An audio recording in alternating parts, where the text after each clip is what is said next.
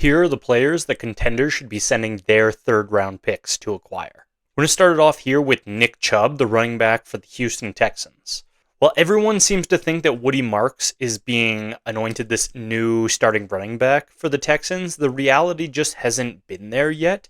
Nick Chubb led the team in carries again in Week 5 after Marks did outpace him in Week 4.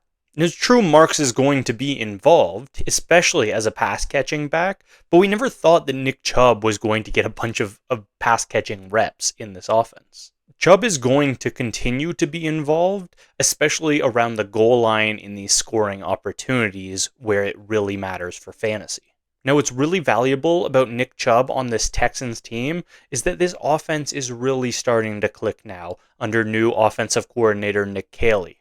Over the first 3 weeks, they failed to break 20 points in a single game, and these last 2 weeks, they not only broke 20 points, but followed up with a 44-point effort in Week 5. It's not like Nick Chubb has looked bad either. He hasn't looked quite like his old self, obviously, being one of the top running backs in the league, but he still has more than enough juice to get into the end zone, to have some big rushing games, and that's something that for a third round selection, if you can acquire that on your contending team, you just have to do it. Next up at the tight end position, we have Zach Ertz. Now, Ertz is the tight end 8 this season so far, the same spot that he finished last year as the tight end 8. Now, so far this season, the Commanders have struggled on offense. Jaden Daniels has missed a few games with injury. Their top wide receivers have missed a lot of time with injury, and it's really seen the entire offense not have the same productivity that they had last year.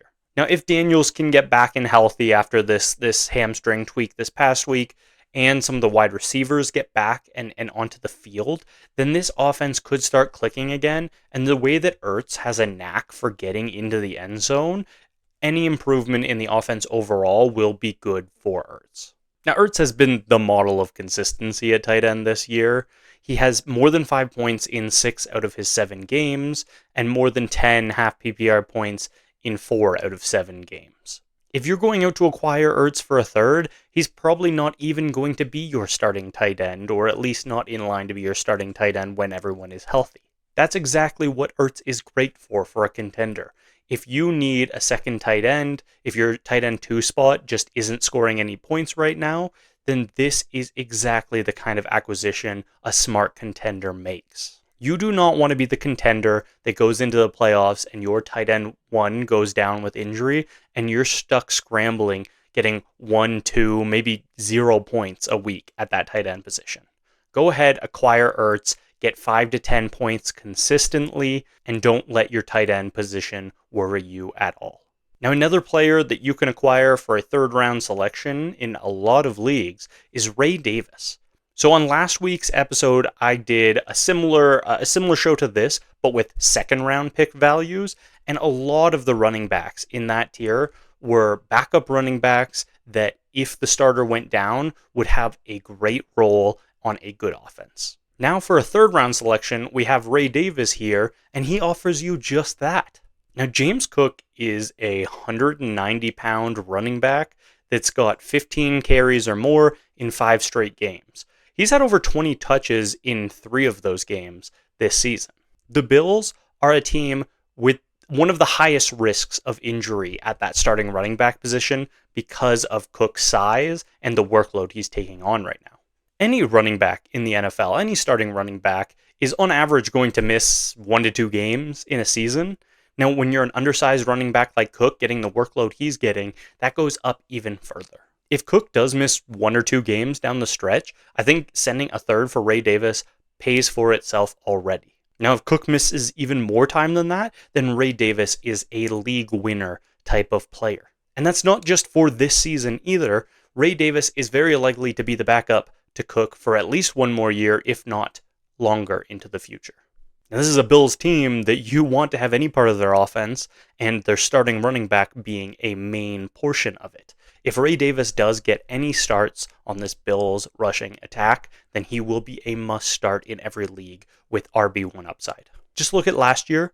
Cook was out for 2 games. While he missed 1 game outright, and the last game of the season, he only played the very start of the game. In those 2 games, Davis saw more than 50% of the snaps and had 16.7 and 13.5 half PPR points, respectively, in those 2 games.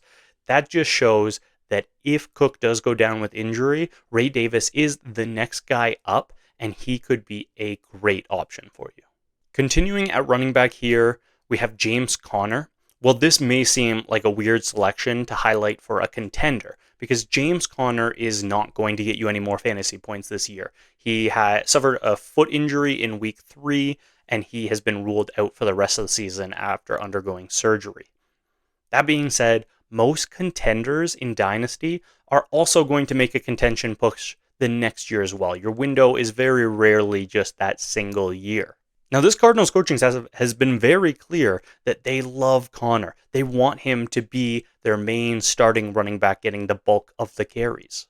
Now, this wasn't some complicated knee injury. This wasn't ACL and MCL and dislocation. No, this was a single foot injury that Conner should be healthy and back next year. And if you can get someone of Conner's skill level with the workload he gets for a 3rd round selection, even if next year is his last season of his career and that's all you're getting, that's still an RB2 level season that you can get for a 3rd round selection.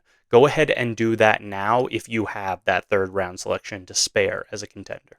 The last player I will highlight here, we'll head over to the quarterback position with Aaron Rodgers. Now, Rodgers at the age of 41 is still putting up high-end QB2 numbers. He's currently the QB14, and while this is very likely Rodgers' last NFL season, he's said as much already, he is safe in his position in this job for the rest of the year.